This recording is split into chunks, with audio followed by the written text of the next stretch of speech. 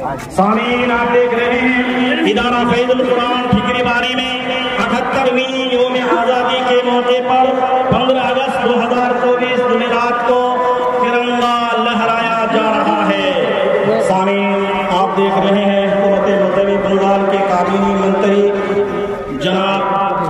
गुलाम रब्बानी साहब, इलाके के नामवर दीनी और समाजी कारकुन हजरत मास्टर अब्दुल हमीद साहब,